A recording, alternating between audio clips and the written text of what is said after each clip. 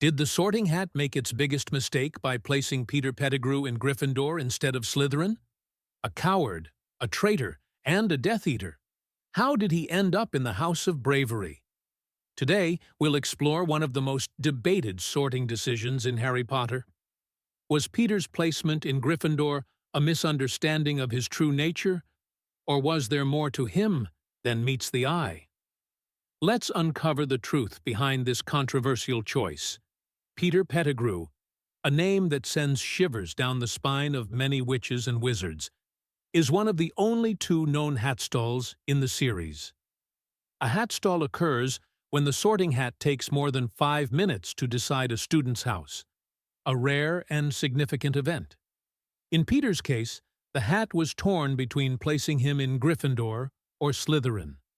On the surface, this makes sense.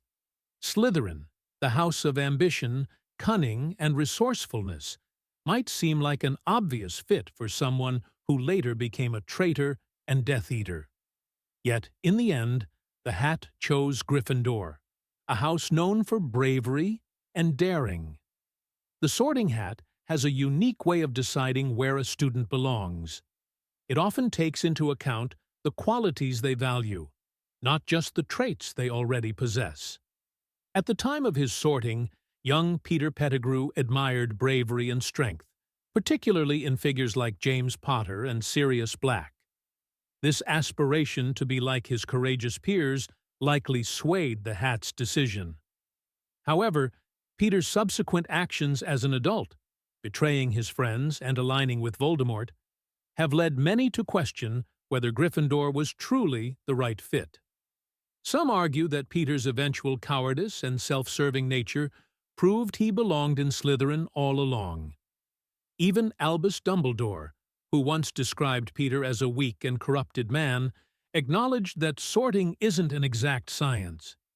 But the Hat is famously stubborn. It never admits to making mistakes, and Peter is no exception.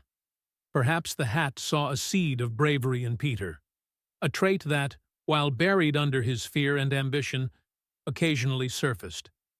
One example is when Peter hesitated to kill Harry Potter, a moment of defiance against Voldemort's orders that ultimately led to his punishment, strangling himself with his own silver hand.